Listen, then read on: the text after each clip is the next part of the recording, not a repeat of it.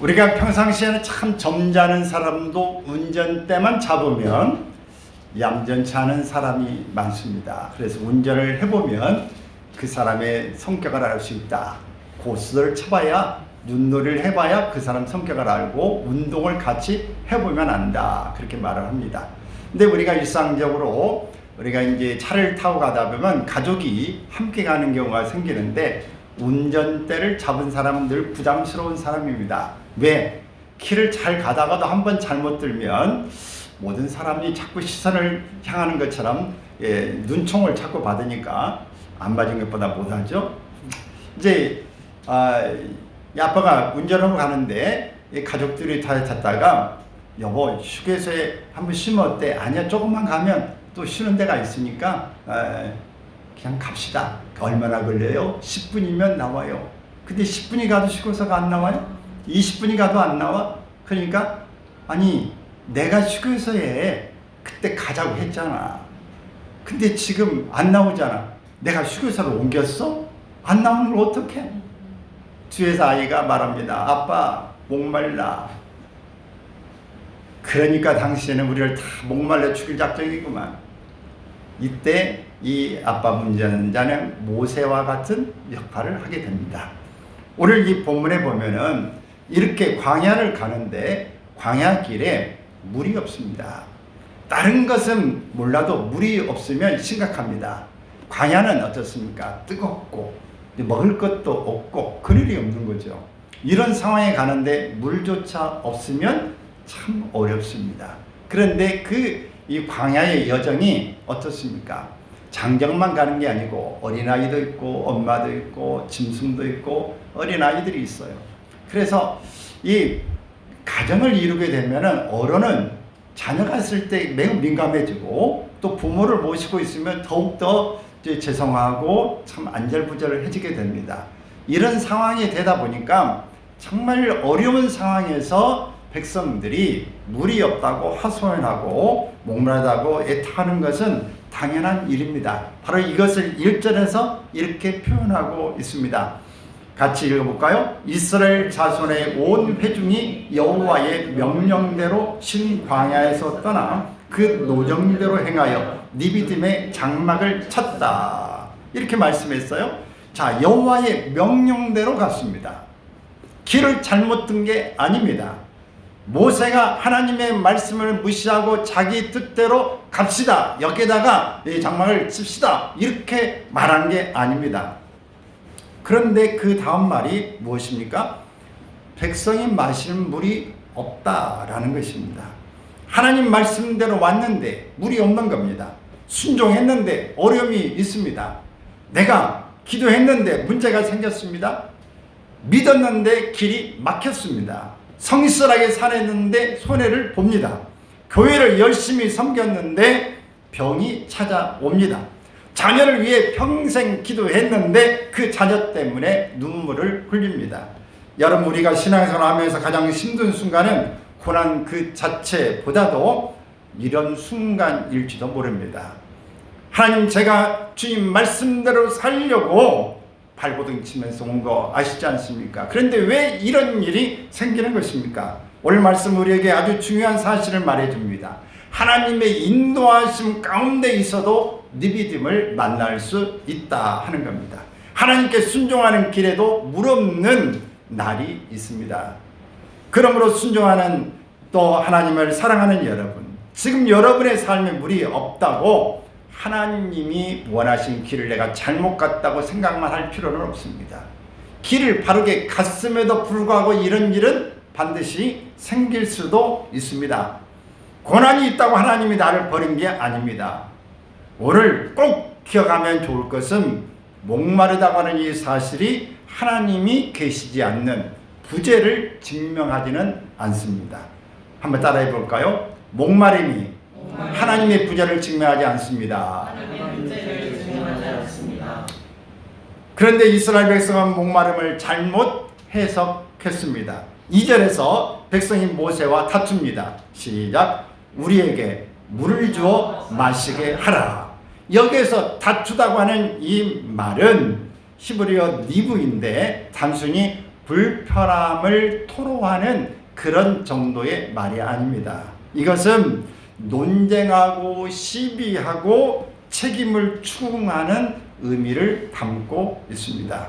그리고 7절에 무리바라고 하는 이름도 바로 이 니브라는 말과 연결이 됩니다. 이 또 마사는 시험하다는 그런 뜻의 나사와 연결이 됩니다. 그래서 마사와 이 무리바 이 두 단어는 하나님을 시험하고 하나님 앞에 우리가 이 원망하는 일을 행하게 되는 것을 볼 수 있습니다. 우리가 살면서 참 이런 일들이 없으면 좋은데 이런 일이 우리 가운데 언제 일어날지 모른다고 하는 것이 우리에게 심각한 문제가 올 수 있습니다. 7절 마지막을 보면은 여호와께서 우리 중에 계신가 안 계신가 이 말씀을 하고 있습니다. 한번 묻겠습니다. 우리 가운데 하나님이 계십니까? 네. 그러면 밖에도 계십니까? 네. 직장에도 계시나요? 네. 가정에도 계십니까? 네. 화장실에도 계시고 아멘. 여러분 힘들 때 운전할 때도 계시고 아멘. 아니 계신 것이 없으십니까? 아멘. 말만 그러신 거 아니시죠? 항상 계십니까? 아멘. 밤에만 계시고 낮에는 안 계시고 이런 일 아니시죠? 얼굴에는 잠들어도 하나님은 잠들지 않으십니다. 하나님은 졸지도 주무시지도 않으시고 항상 우리 살아 계시고 우리를 지키시는 분이신 것입니다. 근데 이 질문이 하나님이 계신가 안 계신가 하는 질문이 굉장히 낯설지 않습니다. 우리가 언젠가는 했던 말 아니십니까? 정말 힘들고 어려울 때에 하나님 앞에 기도하면서 했든지 아니면 혼자 했든지 혼자 눈물을 훔침했든지 아마 여러분들이 처음 들은 말은 아니야. 나하고 먼 말 같지는 않아라고 할 수 있습니다. 자, 4절에 있는 말씀을 봅니다. 모세가 여호와께 부르짖어 이르되 이렇게 말하고 있습니다. 자, 백성은 사람에게 소리쳤고 모세는 하나님께 소리쳤습니다. 저는 이것이 믿음이라고 생각합니다. 사람들이 아우성치고 환경이 변하면서 이런저런 눈총이 올 때에 내가 그 사람들에게 같이 눈총을 쏘고 맞대결을 하는 게 아니라 하나님께 향하는 것이 우리의 믿음이다 하는 겁니다. 믿음 좋은 사람은 아프지 않는 사람이 아닙니다. 믿음 좋은 사람은 울지 않는 사람도 아닙니다. 믿음 좋은 사람은 답답하지 않는 사람도 아니고 울 때 어딜 향해 울어야 하는지를 아는 사람입니다. 답답할 때 누구에게 다가가야 하는지를 아는 사람입니다. 우리도 살다 보면 너무 속상해서 누군가에게 한마디 하고 싶을 때가 있습니다. 문자를 확 보내고 싶을 때가 있습니다. 전화해서 따지고 싶을 때가 있습니다. 그런데 그때 5분만 늦추십시오. 사람에게 말하기 전에 하나님께 먼저 말하십시오. 혹 여러분이 급해서 문자를 써놨다고 해도 보내기 전에 다시 읽어보고 하나님 내가 이 문자를 보내야 됩니까 말아야 됩니까? 한 5분만 기다려보십시오. 하나님 저 지금 화가 납니다. 하나님 너무 섭섭합니다. 하나님 억울합니다. 하나님 저는 지금 어떻게 해야 합니까? 솔직하게 기도하십시오. 하나님 앞에서는 점잖은 척 하지 않아도 됩니다. 어제 어떤 한 분을 만났어요. 사업하는 분을 만났는데 그분은 70대예요. 근데 이 12남매 중에 막내랍니다. 근데 그분이 사업을 하고 계시고 그러는데 나는 지금도 막내라 그러는지 누구에게 꼭 이야기하고 상의하고 기대고 싶은 마음이 많이 있어요. 천주교를 다니신 분인데 그런 이야기를 해요. 누구나 그렇죠. 여러분 우리의 마음은 나이를 많이 먹었다 조금 먹었다 그게 중요하지 않고 누구나 할 것 없이 부모를 생각하고 누군가 기대하고 누군가를 기대고 싶은 그런 마음이 있는 것입니다. 그럴 때 우리 하나님을 찾으십시오. 누구에게 나이가 먹었는데 누구에게 가서 상담하고 말하기가 쉽지 않지 않습니까? 그럴 때 하나님 앞에 가서 솔직하게 점점 빼지 말고 말할 수 있기를 바랍니다. 모세도 그랬습니다. 내가 이 백성에게 어떻게 하리까? 그들이 조금 있으면 내게 돌을 던지겠나이다. 얼마나 솔직합니까? 하나님, 저 이러다가 죽겠습니다. 그것도 기도입니다. 기도는 멋있는 말을 하나님께 들려드리는 시간이 아니라 내 마음을 하나님께 가져가는 것입니다. 그리고 하나님께서 모세에게 말씀하십니다. 뭐라고요? 내 지팡이를 손에 잡고 가라. 그 지팡이가 어떤 지팡이입니까? 나일강을 쳤던 지팡이입니다. 홍해 앞에서 들었던 지팡이입니다. 모세의 손에 들려있는 이 지팡이는 지나온 하나님의 은혜가 새겨져 있는 것입니다. 하나님께서 말씀하시는 것 같습니다. 모세야, 기억해라. 애굽에서 내가 한 일을 기억해라. 홍해에서 내가 한 일을 기억해라. 지금 물이 보이지 않는다고 해서 어제의 하나님이 오늘 사라진 것이 아니다 라고 말하는 것 같습니다. 사랑하는 여러분, 오늘 우리에게도 이런 지팡이가 필요합니다. 지난 은혜를 기억하는 지팡이. 우리는 참 이상한 것은 지나온 이 일들, 은혜로운 것은 너무 쉽게 잊어버리는데 걱정은 너무 오래도록 남아 있습니다. 또 나에게 좀 속상하게 하는 일도 오래도록 잊어버리지 않고 있는 것이 묘한 습성이고, 그게 나만 그런가 했더니 다른 사람도 비슷한 것입니다. 10년 전, 20년 전에 누가 섭섭한 것 다 기억합니다. 남자들도 그런 것들이 좀 있긴 하지만 남자보다는 주 여자들이 뭔가 마음이 다쳐주면은 그게 10년 전, 20년 전, 30년 전, 40년 전에 한 이야기가 그냥 그대로 생생하게 지금 일어나고 눈에 보는 것처럼 말한다고 하는 것이 너나 나나 할 것 없이 나오는 이야기입니다. 상담할 때에 똑같습니다. 여러분, 우리가 근데 살아왔는데 그 상담한 사람 아니라 우리 가정에서도 비슷한 일들이 아닙니까? 하나도 안 잊어버려요. 정말 우리가 지나온 것이 어렵고 힘든 시간들 하나하나를 되짚어 보면, 참 그때 어려웠었는데, 그때 포기하고 싶었었는데 어떻게 지나왔나, 하나님의 은혜구나, 이런 고백을 우리가 아니할 수 없습니다.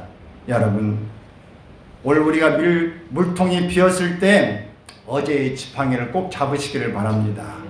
그때도 하나님이 도우셨다. 그때도 길이 없었는데 하나님이 길을 내셨다. 그때도 끝인 줄 알았는데 끝이 아니었다.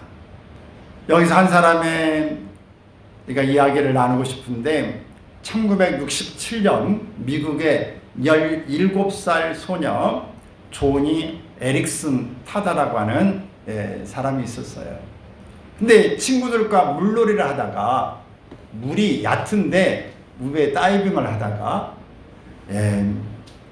목뼈가 심하게 다치면서 그 사고로 팔과 다리를 자유롭게 쓸 수 없는 사지마비가 되어버렸습니다. 그 나이가 바로 17살이에요. 앞으로 무엇을 하고 싶다는 꿈이 정말 많을 때였는데, 재활 과정에서 조니는 입에 붓을 물고 그림을 그리는 법을 배웠습니다. 그리고 세월이 흐르면서 자신의 고통을 가지고 장애인과 가족들에게 복음의 소망을 전하는 사람이 되었습니다. 2025년에 이런 사고를 당하고 난 뒤에 60년이 지나고 난 후에 그는 이렇게 고백합니다. 가장 힘들었던 시간 속에서도 자신을 붙들어 주신 하나님의 은혜를 놀라워한다고 하는 고백이었습니다. 여러분, 우리에게 이런 일이 없기를 바랍니다. 이미 17살은 여기에 다 지났습니다.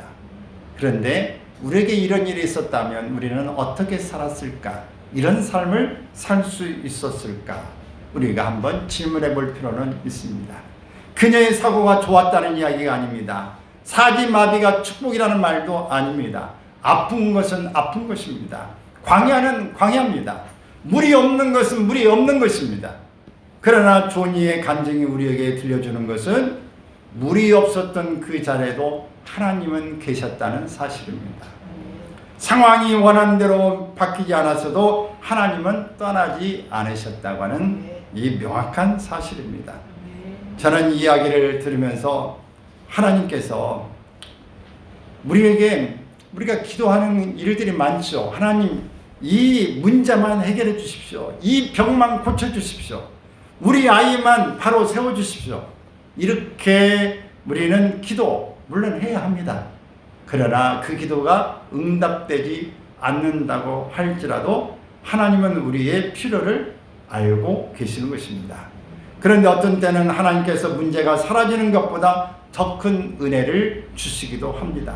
문제 한가운데서도 무너지지 않는 사람을 만들어 가십니다. 우리는 물을 구하는데 하나님은 반석을 보여주셨습니다. 우리는 환경을 바꿔달라고 하는데 하나님은 우리의 시선을 바꾸십니다. 여러분, 기적은 언제나 문제가 없어지는 모습으로만 온 게 아닙니다. 내 마음을 바꾸시기도 하고 내 시선을 바꾸기도 하신다고 하는 사실입니다.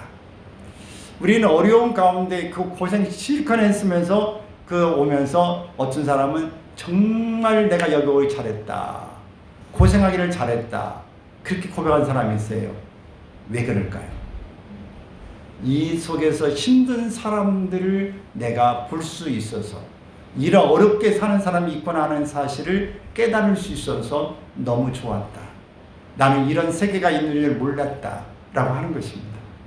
여러분, 오늘 여러분들이 경험하지 못한 세계에 여러분이 못한 이 처해보고 싶지 않는 상황이 있을 때라도 여러분 하나님의 특별한 계획이 있을 수 있음을 여러분이 잊지 않기를 바랍니다.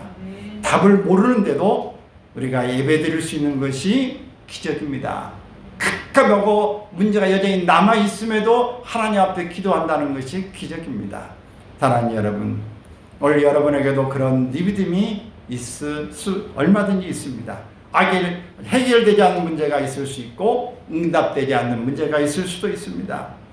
그것 때문에 오늘 마음이 많이 목마르고 힘들 수가 있습니다. 그렇다면 이렇게 하나님 앞에 기도할 필요가 있습니다.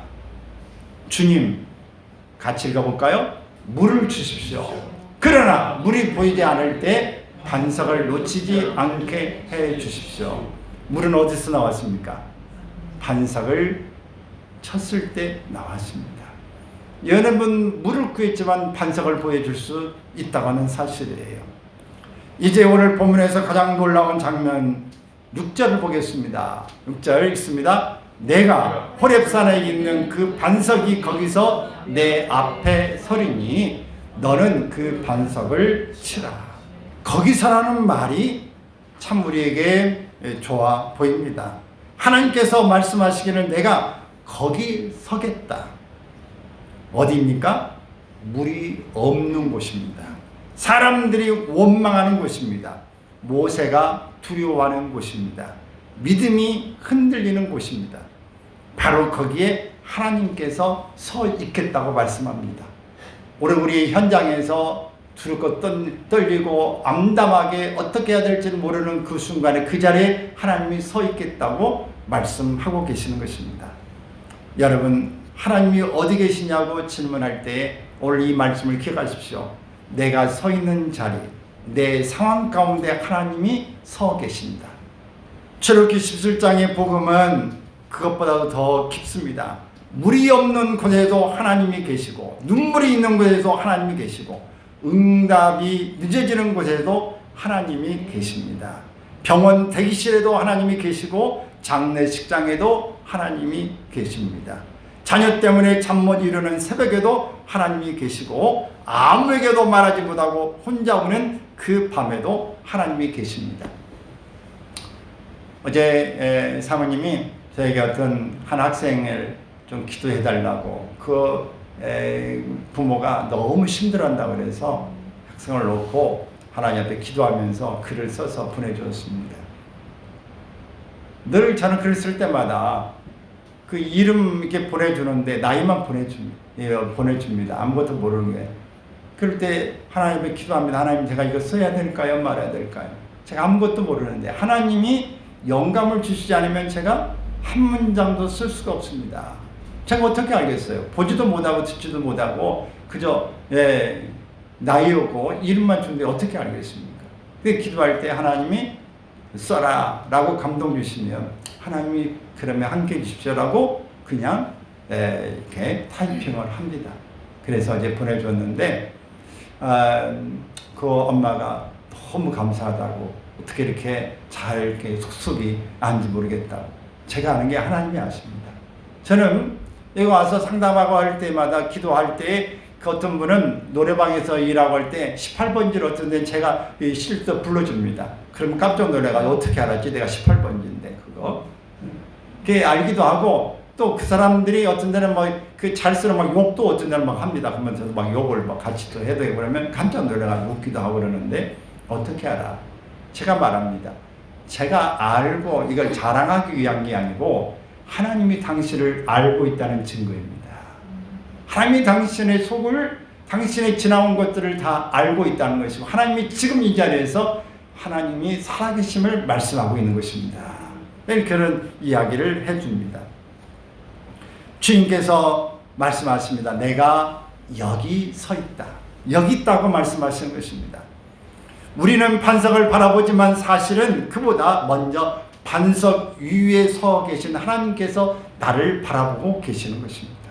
우리는 이 내적 치유를 우리가 이제 참 많이 했는데 꽤 할 때에 많은 사람을 기도할 때에 그 어릴 때에 참 상처를 가지고 사람들이 나이가 먹어서 성인 아이처럼 그걸 잊어버리지 못하고 그 어린 나이에 붙잡혀져 있는 삶을 살고 있는 사람이 많습니다.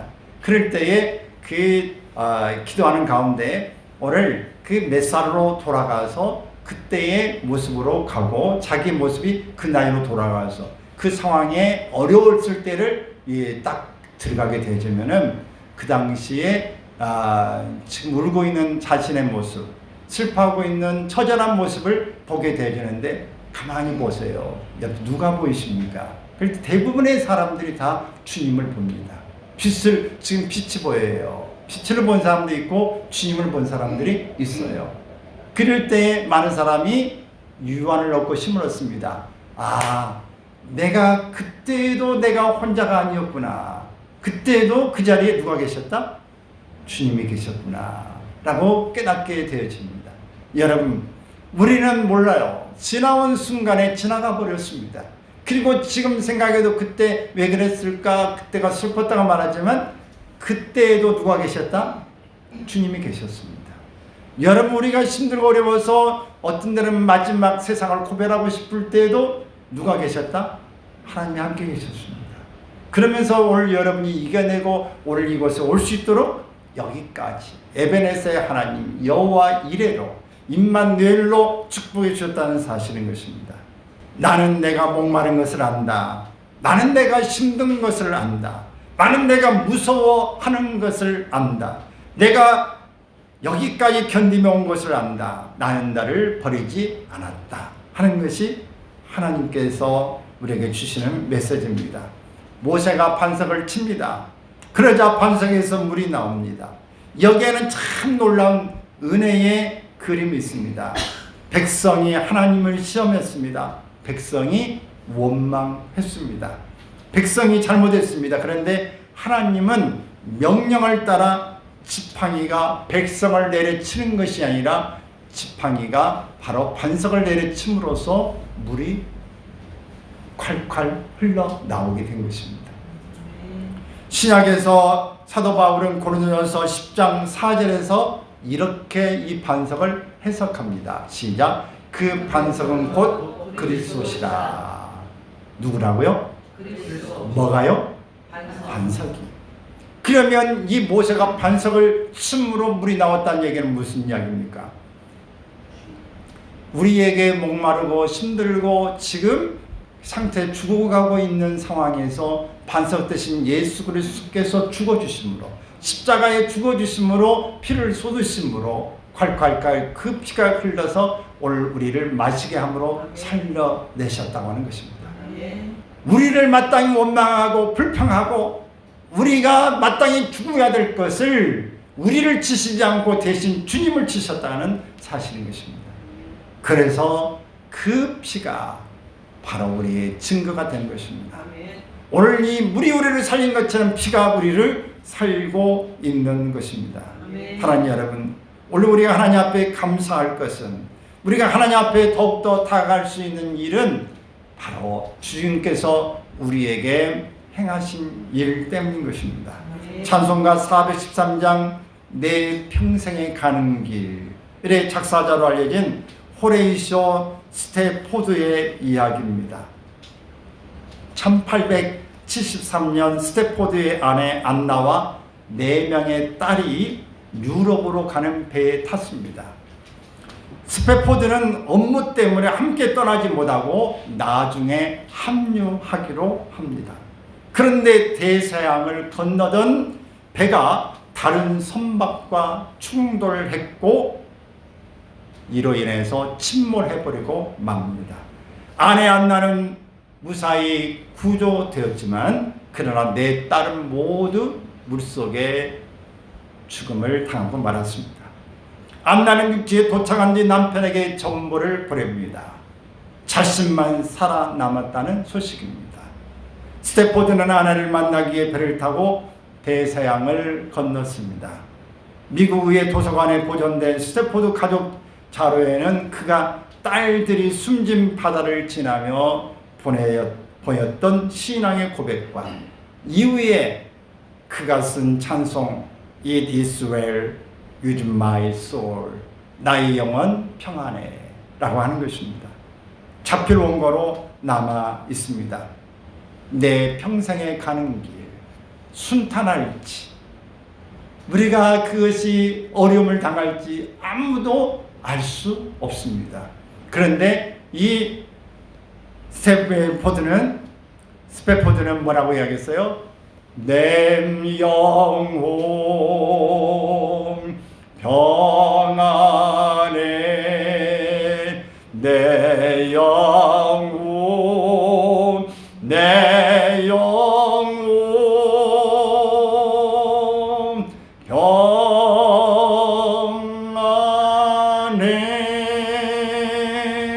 내 영혼 평안하다고. 여러분, 이렇게 고백할 수 있는 것이 믿음입니다. 여러분, 우리는 내 자녀가 아니라 한 자녀만 물에 빠져 먼저 갔다면, 여러분, 우리나라에 이런 사건이 있죠. 오래전에 수십 년 벌써 되는 세월호 사건 때문에 지금도 기념을 하고 많은 사람이 어디 한 자녀를 잃고 난 다음에, 가족을 잃고 난 다음에 많이 슬퍼서 모든 것들을 놓고 이미 그것 때문에 화병 나서 죽은 사람도 있습니다. 무안공항에서 비행기에 죽은 사람들의 가족이 지금도 그 아픔을 갖고 살아가는 사람들이 있습니다. 사고는 많죠. 어떤 사고로 지하철에 대구에 이 가스 이 사고라든지 여러 사고들이 이 우리가 상품 백화점에 무너져 죽은 사람이라든지 우리나라에 많은 사건들이 있습니다. 그런데 이 사건들 속에서도 우리가 이 다윗의 고백을, 저는 내 친구가 신학교 다닐 때에 결혼 먼저 해가지고 딸을 낳았는데 먼저 며칠 만에 죽었어요. 죽고 난 다음에 가정에 가서 저도 이제 신학을 이렇게 다니고, 친구는 감신대를 다니고 저는 이제 침수대를 다니고 할 때입니다. 가서 무슨 말씀을 전해야 될까 예배 같이 해서 다윗의 우리 아이 안에 바세바와 함께 동침하여 얻은 아들이 있죠. 아들이 있는데 아이가 아픕니다. 왜? 하나님이 치셨기 때문에. 그 자녀를 하나님이 용납할 수 없어서 치십니다. 이것 때문에 다윗이 하나님 앞에 이 아이를 살려달라고 간절히 금식하며 기도합니다. 근데 아이가 죽었어요. 근데 다윗은 이 소식을 듣고 부하들이 쉬쉬쉬 하면서 어떻게 할지 모를 때 다 옷을 갈아입고 세수를 하고 다 먹을 걸 가져오라고 말합니다. 그럼 뭐라고 이야기합니까? 나는 그에게 갈 수 있어도 그는 나에게 다시 돌아올 수 없다.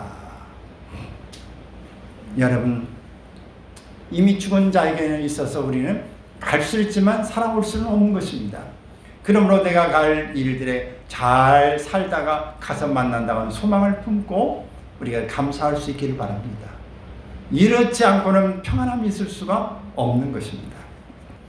우리가 눈물을 흘리고 있을 때에도 주님은 붙들고 계시고 늘 그 상황을 지켜보고 계시는 것입니다. 우리 또 사람과 다투기 전에 우리가 하나님께 기도할 수 있기를 바랍니다. 문자 보내기 전에 기도하십시오. 전화하기 전에 먼저 기도하십시오. 자녀를 야단치기 전에 기도할 수 있기를 바랍니다. 배우자에게 한마디 하기 전에 기도하십시오. 기도한다고 모든 문제가 즉시 해결되는 것은 아닙니다. 그러나 기도하면 적어도 내 마음을 붙든 분이 문제가 아니라 하나님이라는 사실을 알게 되어질 것입니다. 마지막으로 여러분의 지팡이를 만드십시오.